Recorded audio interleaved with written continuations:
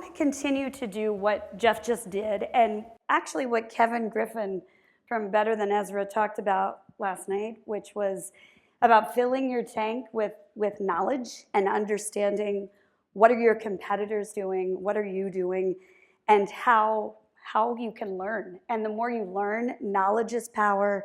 And what was the phrase from Warren Buffett? More knowledge. Well, does anyone remember? More thing with the bread, more knowledge with the thing. Whatever. Anyway, the point is, the more you know, the more dough. I think that was one of them.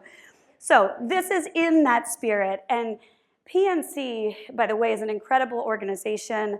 I'm lucky enough to be in the company of them as well. Melanie, Leslie, sitting over here, two other incredible leaders at PNC. And so the look inside what makes them great that Jeff just gave, I hope to give in an even broader swath of our experience in working with institutions of all sizes. And so with that, I will begin with some inspirational headlines like this. I actually began last year's presentation with this and some other headlines. And these are things that were very much real in not just industry media, but mainstream media. It's dead. Everything's dead. Why are you doing branches? And this was really the rise of fintech and then COVID, and nobody knew. And there was record branch closings in 21 following COVID. A lot of that was cleaning house. A lot of that was things people should have done anyway. And so what actually happened was not death, but in 23, between 22 and 23, there was more net new openings for the first time in a decade. And then the headlines started to come out around 24, 23, 24 about all the big banks and all the investments they were making. So Chase is going to open 500 and renovate 1,700 because they do everything really big Chase style. And by the way, Jamie Dimon came out as early as 2018, if anyone remembers. And he said, I'm going to open 400 locations and spend a cool $20 billion, because he has that. And by the way, they did, and it worked. And so they're doubling down on that. But this time, it wasn't just Chase. It was Bank of America. It was PNC, like we just talked about. And they said in the spring, it was going to be $1 billion and 100, and then just kidding, upping it to 1.5 and 200. And then there were many, many others after that. Huntington, Fifth Third, Chase now going into community centers, Frost, TD, and so many others that weren't making big headlines, but that were doing it as well. And so really, here's data supporting why people still go to the branches. And this is pretty fresh data. All the market researchers and the consulting firms keep redoing this data, I think because they kind of don't believe in the results, keep saying people actually want branches. How about that? 7 of 10 want them within 15 minutes. I will say that is more time than it used to be because you don't go in them as much anymore. It used to be about 10 minutes. 86%, believe it or not, have gone into a branch in the last year. And then if you look at this chart about preference, you can see there is clear preference for things like opening a new account and problem resolution, and stated intent matched actual. Last year, half of account originations were in person. So I think this actually from the research sums it up the best. Even consumers who prefer online also want the security and reassurance provided by a nearby branch, even if they never use it. And so that psychological need is why if you are not physically in the area, you will not gain market share. You're not even in the game. And on top of that, even if you are in the game and you get digital accounts, what you can see here is there is a staggering difference in quality of both initial account deposit volumes and balances, as well as relationship retention over time in branch versus digital. And as we know, a lot of digital, it's rate driven, it's transactional, and so it's not nearly as quality. And again, this is why people want BankSpaces. And Jeff mentioned this. Here's Jamie and his big face saying people like to visit their money. The nature of branches change, but people still go there. And the nature that has changed and how we acclimate to it is really what I'm going to talk about today.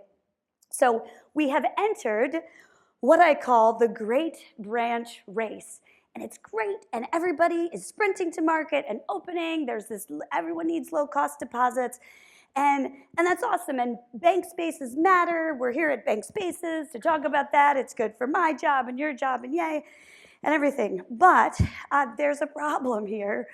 Not everyone is running the race in the right way, and I would say not even everyone is running the right race.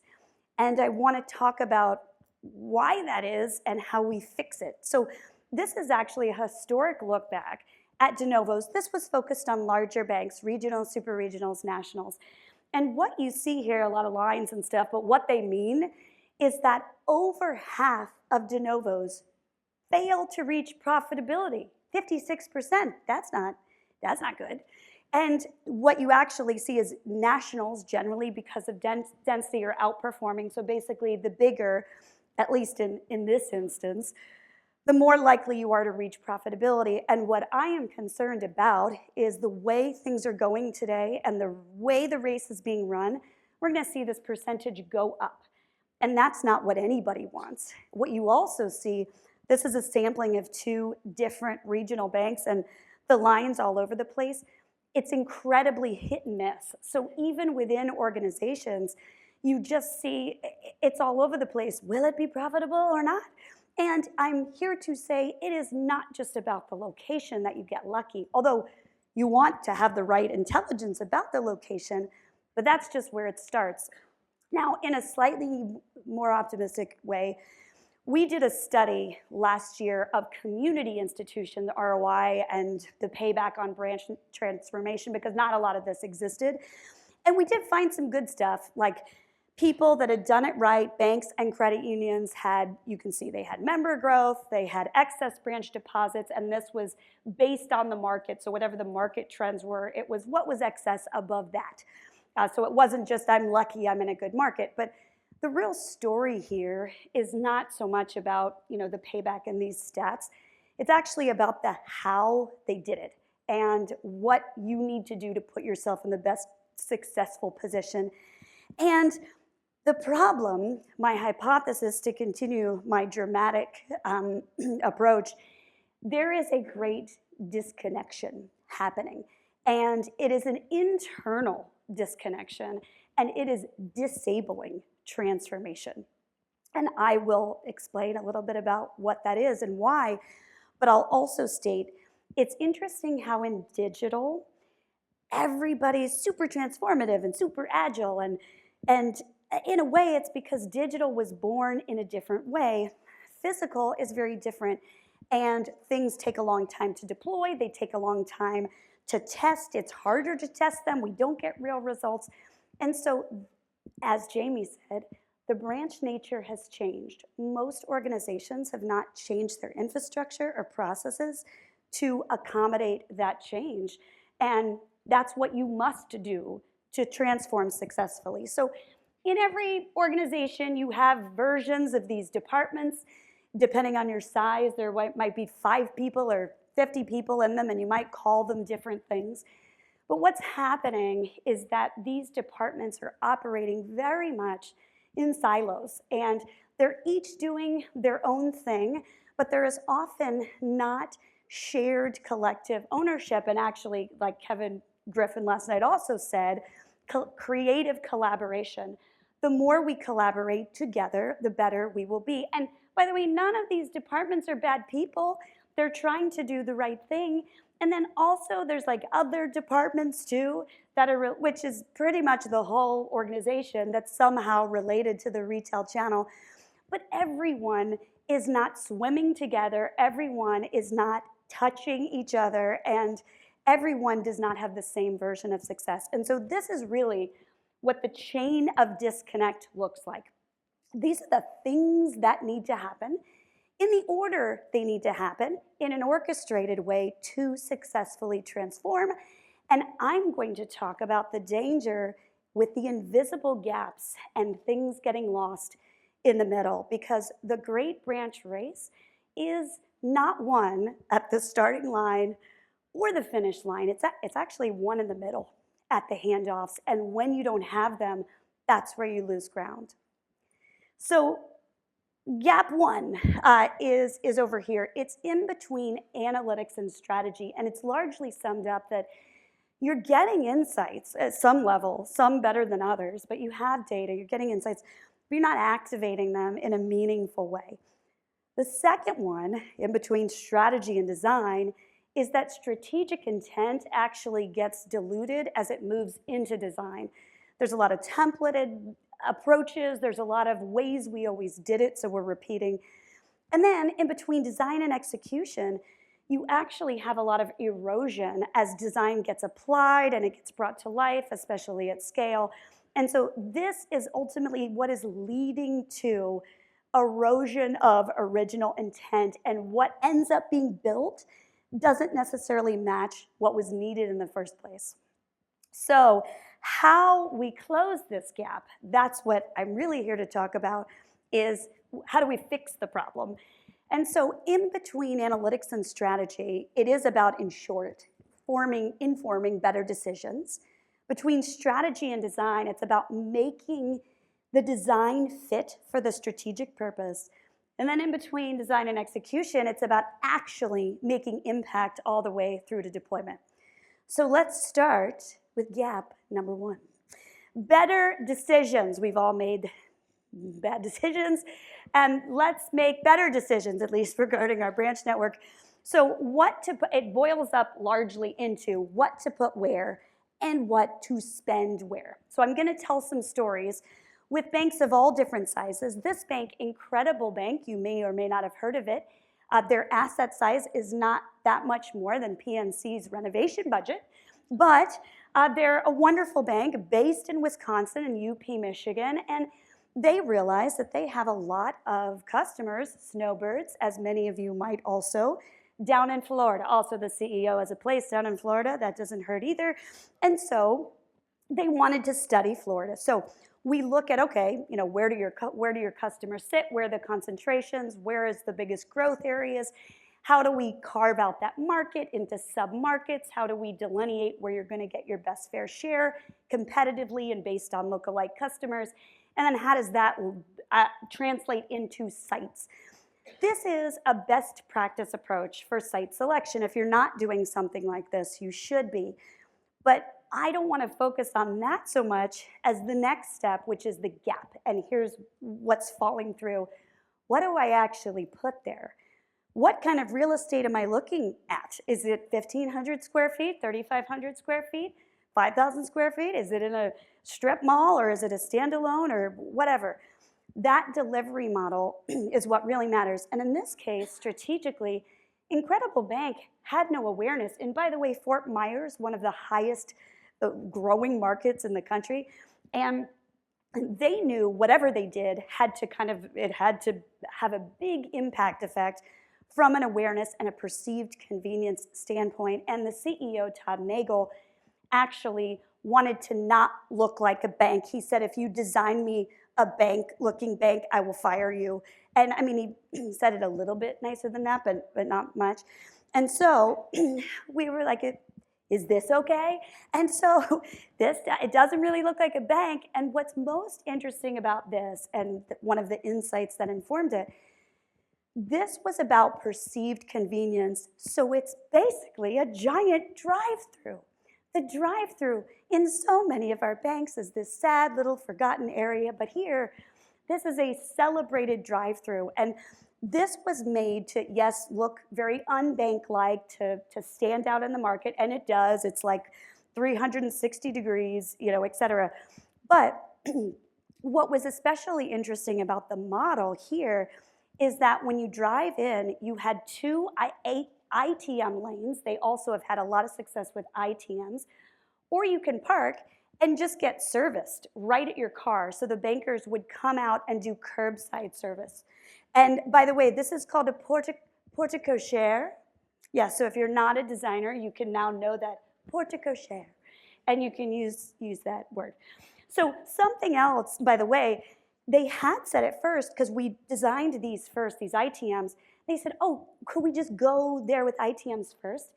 And we said, no, these are duct connectors, they're supporters, but when you're going into a market, you don't enter with ITMs, you enter with a flagship experience. So that's one example. Let's go to a much larger bank, Flagstar Bank. This was the baby of New York Community Bank and many affiliates, buying up Flagstar Bank, and then just for fun, also adding Signature Bank after it failed. There was 450 locations that needed to be converted, and for an extra special challenge, New York Community Bank had 8 different affiliates. This was no easy thing, and all of them had to be converted together. It was going to be a brand reveal. This is showing the beautiful end, and look how nice that looks. But what I'm going to focus on again is that analytics to strategy gap that had to be connected, and this was formative of how it was done. And this is not exactly the same budget allocation they used, but it is a good benchmark from a best practice perspective. So not everything could look the same. So obviously corporate, we're going to spend a lot of money in corporate. We're going to have a certain amount of tier 1 high profile sites. And so for instance, high profile sites are getting that lit, we called it the power line, but non-high profile sites, it's not lit. And then less opportunity sites, again, there's consistency, but there is a connection with analytics based on opportunity. And so this is what that virtuous circle looks like. We have analytics, including analytics by the way of what the current market conditions are, and designing a kit of parts to fill those conditions, then creating those tiers, then a decision tree to make decisions strategically. And the person responsible for success of this program is sitting right here. His name is Tom Gakin. He loves being pointed out in crowds. He's right there. Yes, Tom. You're welcome.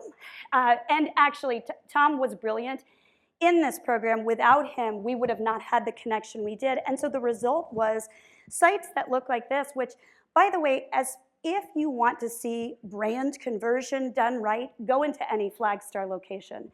The entire network was done consistently and strategically, and you wouldn't ever know it. When you go in, you won't be like, oh, this is a tier, crappy tier site.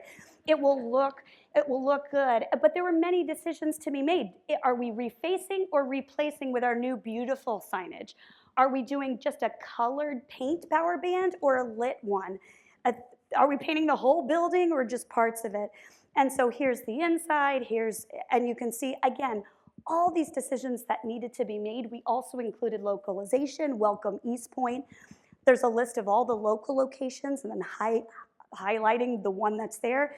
And by the way, also marketing. They were able in this conversion to use the channel for marketing. So digital got put everywhere.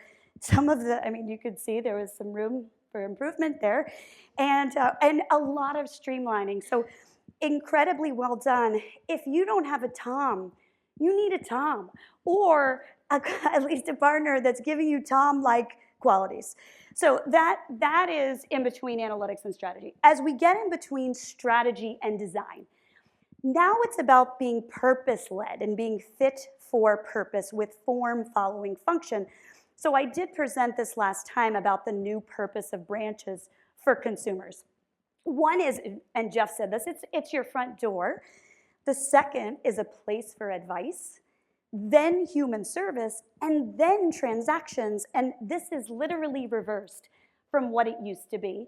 And now it used to be about transactions. Now it needs to be in this order. And when we say the branch has changed, this is what's changed. No biggie, it has flipped 180 degrees. So if you haven't organizationally flipped to accommodate this, that's a problem. I will say though, this is the place to start, and strategy in general is a missing piece that we see in branch network transformation, how decisions get made. And one of my favorite definitions of strategy in general is what not to do. That's really hard. And so this is the starting point if you're not sure where. Think about what levels of each of these things, the value for consumers versus the value for your organization, what levels need to be where, and delivery models need to accommodate that. And I'll show you an example in a minute. But also, this is what Jeff talked about as the line. the idea of critical mass. You kind of want to be like right at that red line and a little bit above it, because if you go too much above it, then you're overspending. But if you're too below it, you're not reaching your critical mass, and so you're not getting your ROI on what you're putting in. And in this chart here, this is Curanos data, by the way. They're our partner and a best-in-class data provider. They're like the McKinsey of banking. What I want to point out, there is a major consideration gap between awareness and consideration. And the point about that, it's not enough to just be there. If you build it, they will come is not a thing anymore. You have to compete, you have to stand out. And so closing the connection gap is how you're going to do that. And it's essentially with models that look something like this. What you're seeing here, the different allocations of, do I need to be focused on acquisition versus cross-sell versus loyalty versus just efficiency, are what scale up and down in these different archetypal models of delivery. It is not just about demographics. It is not just about hub and spoke, big and small. It is about the right delivery model with, by the way, remember the people part, that are in the branch? That needs to be an inherent part of the experience that you plan. And so each of these have particular staffing models, and they look different, and yeah, they kind of go from big to small, but what's happening in them matters. And I'm going to show you an example beginning with one of the ugliest branches I've ever seen, which is this one. This is in Monroe, Louisiana, actually where the Ezra guy said he was from. Our dear client, Origin Bank, bought this hideous building. They bought it from Chase, who left the market, and they said, we love our community, and we have no business potential because we're already totally penetrated here, but we want to support the community, so we'll buy this, and also, Gina, do something with it. Good luck. And we ended up doing this, and this was not easy. I mean, it's not perfect, because look what we were working with, but it actually is lovely. This was a reinvestment in their community, and so this is a very different model. This is about relationship building, expanding share of wallet, because they are not needing to acquire anyone. Everyone already knows them in Monroe, Louisiana. And look at the inside. We did have a lot of space to fill, but you see very just storytelling elements, telling about the beginning of the origin story, et cetera. And this is how this was brought to life in this kind of model. This was a historic history while we set up in the space, and they show how they've grown with a story that literally says growing with purpose. And so what happened over here later in Dallas, Fort Worth, actually these two sites were about the same time. Ruston, I said Monroe, it's outside of Monroe and Ruston. I'm still right. And Dallas was a very different market. Nobody knows Origin in Dallas. This is about a commercial lending play, getting a foothold, no awareness. And so this is what Dallas looks like. Completely different. The whole front of the thing is covered with some metal thing we got from Italy. I don't remember how much it cost. And then the inside also has like an internal digital also. I don't know how much it costs, but obviously worth all the money. And what you see too, very purpose driven, but in a different way. This is about acquisition. This is a place for bankers that are going to be out on the street to house. This is a place to attract people in. But a lot of the activity is actually happening outside of the branch. This doesn't need to be as large, but it does need to be a billboard. And so this is what different delivery models then start to look like. So you have different levels, as you can see there, different levels of acquisition, cross-sell, loyalty, efficiency, but they all come together to form a network experience. And so bringing me to gap 3 between design and execution, perhaps my favorite gap, because a lot of things really get lost here, and oftentimes you may have a break between marketing and depending on your organization, you have retail, you have marketing, and then you often have facilities or you have real estate, and sometimes decisions that are made related to execution, whether they're value engineering or preference-wise, end up actually affecting what design intent was meant to be that they may not have been a part of. So I'm going to tell you this Yeah, okay, it's a long story. I'm going to make it as short as possible. It has some drama if you want to Google it. It's a good one. But there is the largest, one of the largest credit unions in the country, CQ in North Carolina. They were told in the 80s, you can't have so many members, so they had to spin out this LG, local government federal credit union, and LG operated with CQ's branch network for like, I don't know, 40 years. And they decided to spin off. So basically, they had to stand up a branch network for 400,000 members across North Carolina with 0 branches. They had started a brand already, a digital brand, Civic, and they were going to and are literally about to vote on it next month to become Civic technically. But this is what it looked like. And so they decided to have a flagshipping type approach, looking all over North Carolina, relatively large sites. But they said, we need to open 11 branches in 12 months. And we said, that is not necessarily possible. And they said, we are going to do it anyway. Are you in? And so we said, yes, I guess. So this was a rapid deployment. And so with that, the environment had to be super flexible. And so what you see here in a floor plan, and it's a larger, you can see it's 4,200 square feet, this particular one. These were larger locations because they're dotting all over North Carolina and the biggest markets where they have the most customers.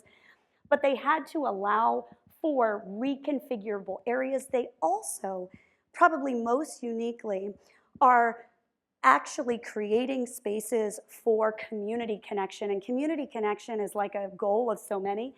They're actually doing it. And look, here, they're doing it. And so they really created community beacons, beautiful storytelling. It felt fresh, it felt different, but it also felt kind of like it had been there already. It's a new brand. We're trying to, by the way, attract people that have a digital first mindset but don't want to do transactions in the branch but want to have connection. So they're building a network from scratch the way it should be, if you will, and it's been a great success. And by the way, did they do it? Yes, they did.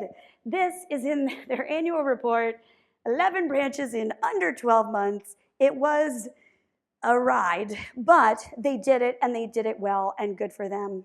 Another example, this is another client that's going rapidly to market, and so when we met them, we had to reimagine what their new North Star looked like and everything, but at the same time, they said, we have several sites that just need to go up right now. So while we reimagined for the future, we had, as best we could, in a short version of strategy, make it look as good as we could. And what you see here, what you saw on my slide that I didn't call out, about going to market fast, but also making a beacon. This is a beacon. Architecturally, 360 degrees. On the outside, on the inside, everything is brand infused. It feels signature. It feels cohesive. And it was done, we did 3 sites simultaneously. And you can see common elements from storefront to ground up, major renovation to new build. And this is what the future is going to look like, what we're working on now that's going to go to market. There's a lot of commonality, but now we've refined and optimized it. So as they go forth, it's as replicable and scalable as it can be. And a final example, this is Valley Bank in New York. This is a giant digital soffit because it's on Fifth Avenue. It also costs $1 bazillion, but it's incredibly valuable storefront. And so you can see it sort of at the bottom of that building, and we actually just refreshed the content. It's called The Eyes of New York, and this is how you make a statement. It's literal eyes at this point, but there's a story, of course, behind it about reflecting, the real New York back to New York. If you can stand out in New York, you're doing a good job. And so this very much is a branch as billboard. You can't miss it, and it's getting connected to the brand. So in the great branch race, it's going to be won in the middle. Don't lose sight in the handoffs. And as you close the experience delivery gap, think about making better decisions in your life and your branch network, having fit for purpose between strategy and design, and ultimately ensuring that you make impact. And finally, I'll leave you with this quote from Henry Ford. If everyone and everything moves forward together, success takes care of itself. Be collaborative, move forward together. Thank you. That is all. Let's hear it for Gina. Thank you very much, Gina.